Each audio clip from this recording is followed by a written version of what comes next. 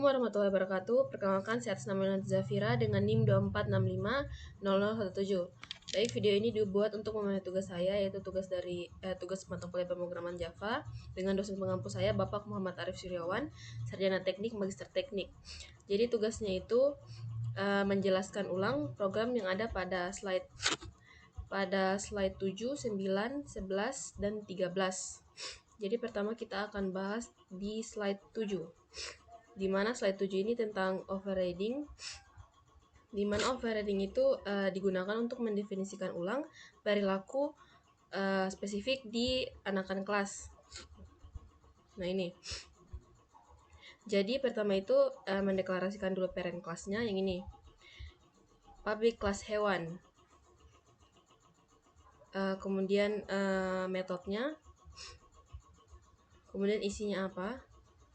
Makan hewan. Kemudian membuat parent child class-nya, yaitu sapi, extends, kemudian override karena dia menimpa metode dari parent class, kemudian perilaku baru yang ada di child class-nya. Kemudian di child class kedua yaitu kucing, dia sama juga, dia menggunakan override karena menimpa metode dari parent class. Oke, selanjutnya di bagian runningnya. Di sini kita mendeklarasikan hewan, kita panggil parent class, kemudian nama variabelnya, kemudian new hewan, kemudian selanjutnya sapi kita panggil child class-nya. Ini juga panggil child class-nya, anak dari parent class. Kemudian kita deklarasikan. Oke, mari kita lihat hasil runningnya. Nah, di sini kita bisa lihat kita memanggil, yang pertama kita memanggil parent class, kemudian anaknya dan anaknya lagi, anak keduanya, sapi dan kucing. Oke.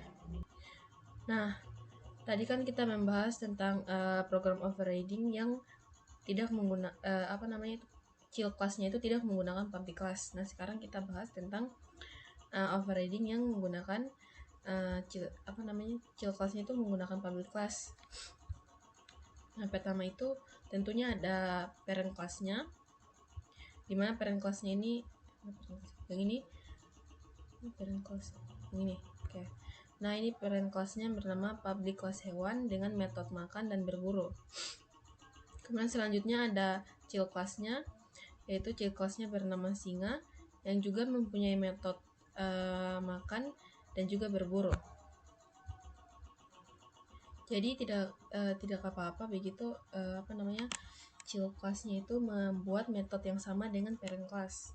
Kemudian selanjutnya itu child class yang kedua, yaitu bernama kelas harimau, masih sama juga, dia menggunakan metode makan dan juga berburu.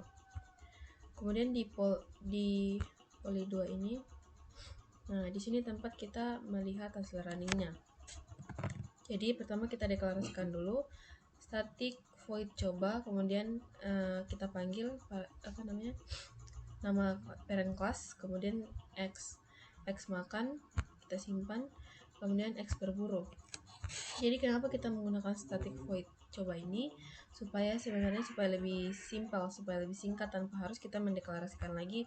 Misalkan singa, kan kita sudah buat ini singa s nama varis, kita panggil metodenya, kemudian variabelnya, kemudian new singa. Jadi tanpa harus kita mendeklarasikan lagi misalkan s titik makan.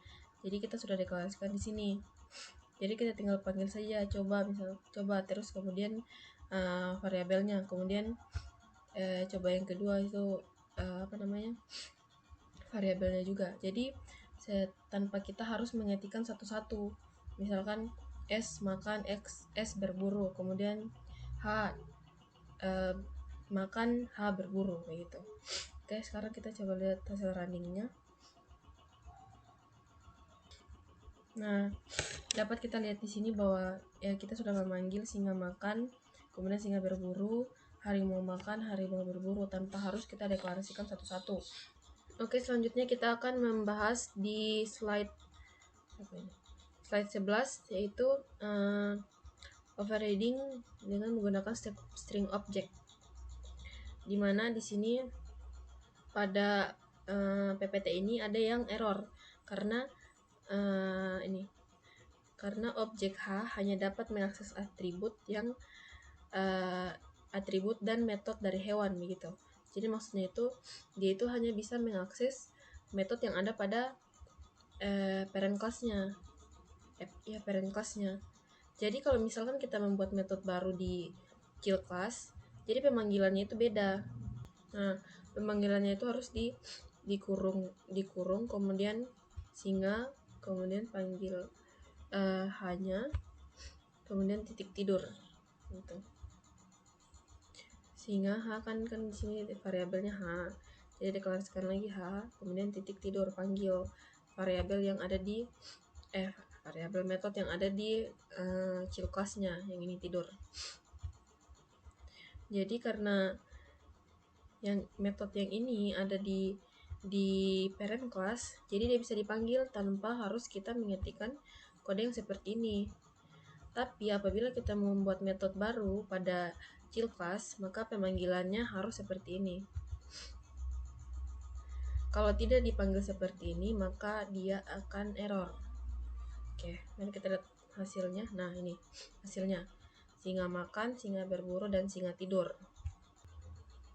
Oke, selanjutnya kita bahas di slide 13 yaitu abstrak, di mana abstrak itu merupakan kelas yang hanya mendeklarasikan metode tanpa implementasi isi, tanpa kita harus seperti yang lain, seperti yang ini, tanpa kita harus mendeklarasikan isinya, yang ini. Jadi apabila kita menggunakan abstrak, tidak perlu kita mendeklarasikan isinya. Jadi implementasinya itu mendeklarasikan metode tanpa implementasi isi, seperti yang ini. Jadi abstrak kelas, kemudian nama kelasnya, kemudian abstrak nama metodenya void makan, kemudian void berburu. Kemudian di anaknya, di child class-nya tetap kita deklarasikan isinya, implementasinya sama juga dengan yang di bawah ini. Jadi makan dan berburu. Nah, selanjutnya yang harimau sama juga dia makan dan berburu. Jadi dia tetap kita mendeklarasikan metodenya dan isi metodenya, seperti itu. Mari coba kita lihat hasil runningnya. Nah, hasil runningnya maka akan seperti ini: singa makan, singa berburu, harimau makan, dan harimau berburu.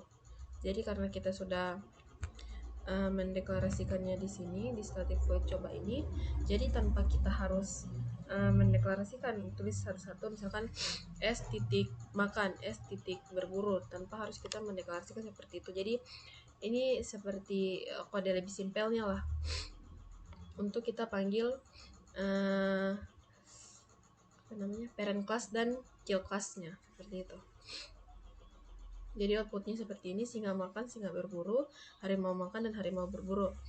Oke, mungkin itu saja dari saya. Apabila ada salah kata mohon dimaafkan. Saya akhiri. Wabillahi taufiq wal hidayah. Wassalamualaikum warahmatullahi wabarakatuh.